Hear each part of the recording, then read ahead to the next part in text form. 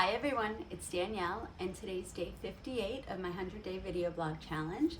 It is a gorgeous day in October, and tonight in Amityville we are having a spooky fest, and there's going to be all sorts of vendors and psychic readers, and we're going to have a little gypsy tent, and it's just going to be like mischievous and fun, and I'm really excited because it's just in the spirit of fall. And I've got my plaid shirt on and I'm feeling cozy, and there's a crispness to the air, and it's a really gorgeous day.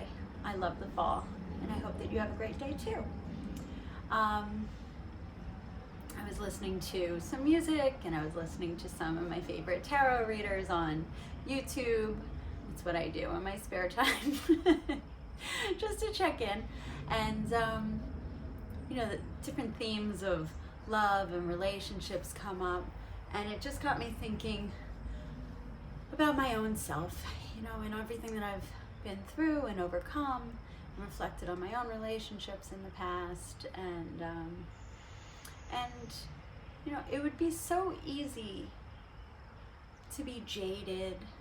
I've dealt with a lot of loss and a lot of abandonment and a lot of deceit and a lot of betrayal and a lot of pain.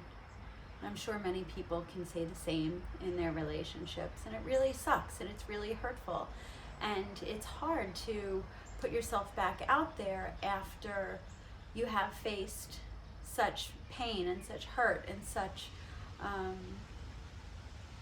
when you expose yourself and you open up your heart to love, it's really scary. And also, I have a history of self-sabotage, so there are many, many times that, like, if things were too good to be true, I would almost set myself up to sabotage it before it had a chance to actually go bad on its own. And that was all rooted in my feeling of not being deserving of that kind of love, or that kind of care, or that kind of compassion, or that kind of abundance. It's almost like that saying, or I'm going to leave you, and I'm going to give you reasons to leave me. I'm going to push you away before you can leave me. And then when they leave, I say, see, I told you so, you're going to leave. So I'm aware of it, and I see the patterns, and I've identified the patterns, and it's all based in fear. And I understand that it's based in fear because nobody wants to get hurt. And the idea of putting yourself out there after you face loss, it's daunting and it's scary, but it's also scary to not put yourself out there, because human nature craves connection and craves interaction and craves love. So if you just shut yourself down from being open to love and having faith that you can love again, and just because you have had relationships in the past that may have deceived you, or friendships which may have deceived you, or romance which may have deceived you, or past relationships or marriages, or whatever it may be that didn't work out or that caused you pain, it doesn't mean that moving forward that's going to happen again. And if you use the lens when you interact with people, or if you go out on a date with somebody, or if you start a new relationship with the thought that, well, I'm not going to open myself up because I don't want to get hurt, well, then you're not going to open yourself up to all the blessings and good that comes with it too.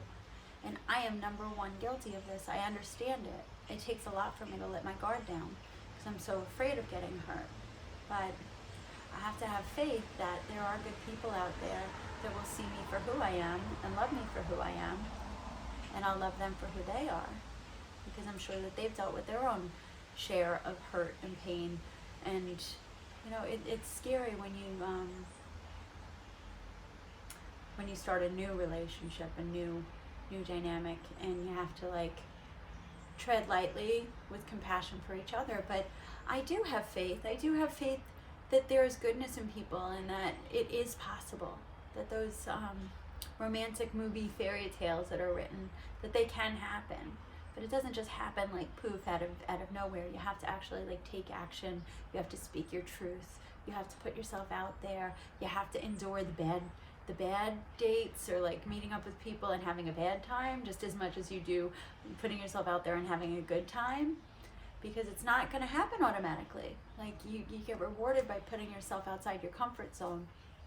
So you know, at my heart, I'm a hopeless romantic, that I do believe in that kind of love, that it's possible, and that, you know, the universe wants us to have that kind of beautiful love.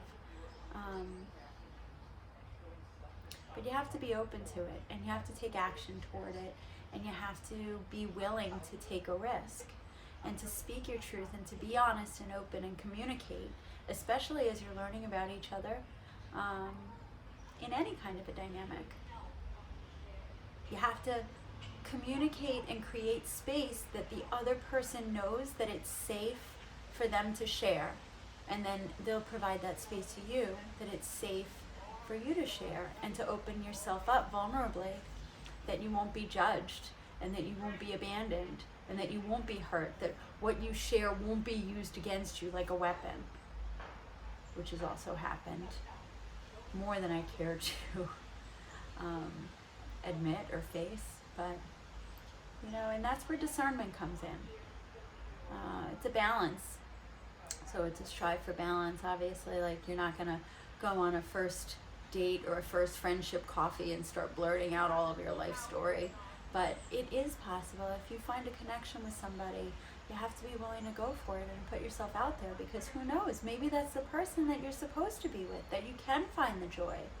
But if you're so closed off and afraid of getting hurt that you're not even willing to go out and to share openly and to let them get to know you and to ask questions about them, to truly get to know them, not just superficial questions, but like really, who are they as a person? I have faith. That's what I'd like. That's what I'd like to find. I'd like to find that companionship and trust and love. And I believe it exists. And I'm putting it out into the universe that hopefully one day I'll find my match. And I don't know, in the interim, I'm just going to be open to love. I'm going to be open to love from friends. I'm going to be open to love from family. I'm going to be open to receiving love from strangers. I'm totally open and excited about tonight's festivities, and I just think it's a much more positive way to go out into the universe and be open and be trusting and say, all right, there's more people out there that don't want to hurt me, that do want to have a good, loving interaction and relationship, and that maybe they'll also open themselves up once they see that, you know, I'm not threatening. You know, it's what I've experienced, that when I'm vulnerable and true, they feel that they have permission and a safe space to do the same. So, I don't know, those are my thoughts for today. I would love to hear your thoughts too. And I wish you love and abundance, and have a great day, okay? Happy fall.